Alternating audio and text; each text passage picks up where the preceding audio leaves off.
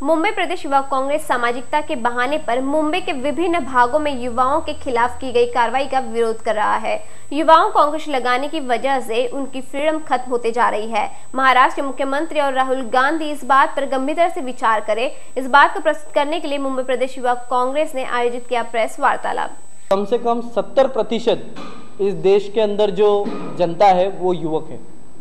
और बंबई के अंदर खास करके जो एक सोशलाइजिंग हब कहा जाता है पूरे देश भर का, और जहां युवक सोशलाइजिंग के माहौल से जाते हैं, जानबूझकर अगर इन सोशलाइजिंग पॉइंट्स के ऊपर टारगेट किया जाए तो एक फियर साइकोसिस डिपार्टमेंट के बारे में बहुत आसानी से स्प्रेड हो सकता है और कहीं ना कहीं मिलीभगत होने का अंदेशा मुझे है इस डिपार्टमेंट के लोगों का, कुछ एस्टेब्लिशमेंट के लोगों से, कि आपसी रंजिश के कारण से भी हो सकता है कुछ जगहों के ऊपर टारगेट किया जा रहा हो और कुछ जगहों पे नहीं किया जा रहा हो। मैं यही समझता हूं कि एक तरीके से भय निर्माण करने की कोशिश युवकों के अंदर की जा रही है और इस मुद्दे को लेकर कहीं ना कहीं पुलिस प्रशासन एक दूसरे की पीठ भी थपथपाते हुए दिखाई दे रहा है, जिसका विरोध हम ओपनली कर रहे हैं। जो पीठ थपथपाने के बारे में मैं कह रहा हूं उसमें देखा गया है कुछ ऑफिसर्स को, सीनियर ऑफिसर्स की शय मिली हुई है कि आप जो कर रहे हैं उसके अंदर आप आगे बढ़िए, इसमें हम आपका साथ देंगे करके। तो मेरा कहना यह है कि पीठ थपथपाना उसी सीनियर ऑफिसर्स के द्वारा किया जा रहा है, कुछ सिलेक्टेड ऑफिसर्स को, जिससे कि मुझे ऐसा लगता है कि ये एक मिलीभगत होने का चांसेस ज्यादा है। तो जब एक बिरादरी का आदमी कहीं फंसता है, भले ही वो मीडिया वाला हो तो मीडिया वाले उसको सपोर्ट करते हैं, डॉक्टर हो तो डॉक्टर उनको सपोर्ट करता है, पर जो युवक इस पूरे घटनाक्रम के अंदर फंसे हैं इनके लिए शायद ही कोई यूथ ऑर्गेनाइजेशन आज खड़ा हुआ है। तो मैंने सोचा कि आज के बाद इस तरीके की घटनाओं के लिए युवक कांग्रेस हमेशा उनके साथ खड़ा रहेगा, इसीलिए हम ये एक्शन ले रहे हैं। मैडनेस पब के अंदर जो वेलफेयर सेंटर के अंदर रखी हुई लड़कियां हैं 3, वो एक्सपेक्टेड थी, उनके पेरेंट्स एक्सपेक्टेड थे,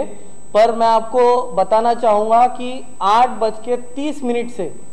वो उनके पेरेंट्स यहाँ बैठे थे, उनकी मम्मी बैठी थी यहाँ, परंतु वेलफेयर सेंटर के लोगों ने बहुत ही टैक्टफुली,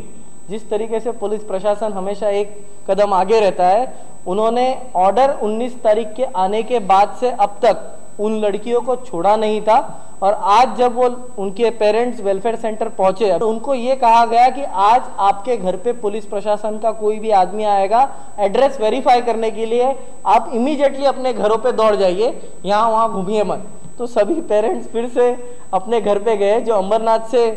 कुछ उनकी मदर वगैरह आई थी, उनको फिर से अमरनाथ भेज दिया गया वेलफेयर सेंटर के द्वारा कि आप वापस जाइए, हम एड्रेस वेरीफाई करने के बाद आपकी लड़की को आज तुरंत 7 बजे तक छोड़ देंगे। मैंने कहीं भी आप लोगों से या कहीं भी प्रेस रिलीज के अंदर ड्रग्स को लेकर सोशलाइजिंग की बात नहीं की है।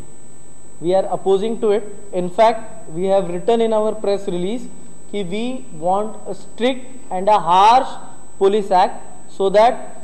ये जो लोग हैं जो इस तरीके की चीजें करते हैं उनके ऊपर कड़ी से कड़ी कार्रवाई की जाए। दूसरी चीज, मैंने इस घटनाक्रम को, पूरे सभी घटनाक्रमों को देखते हुए ये लगता है कि पुलिस प्रशासन ने जिस तरीके से पुटअप किया है कि सिर्फ और सिर्फ हम ही सक्षम हैं सही तरीके से सोशलाइजिंग के लिए जगह देने के लिए, हमने प्रशासन से और हमारे सम्माननीय मुख्यमंत्री पृथ्वीराज चौहान जी से रिक्वेस्ट की है कि आप प्लॉट अलॉट करें पुलिस प्रशासन को, पुलिस जिमखाना सेटअप करने के लिए। इस पुलिस जिमखाना के अंदर कम से कम युवक जब अपना आईडी कार्ड, एज प्रूफ दिखाकर जाए तो वो निश्चिंत रहे कि यहां पुलिस की रेड नहीं पड़ेगी। इसलिए हम पुलिस प्रशासन को ज्यादा से ज्यादा पुलिस जिमखाना सेटअप करें और पुलिस वेलफेयर फंड में ज्यादा से ज्यादा पुलिस कर्मियों के लिए पैसे आए, इसलिए हम शासन को रिक्वेस्ट कर रहे हैं।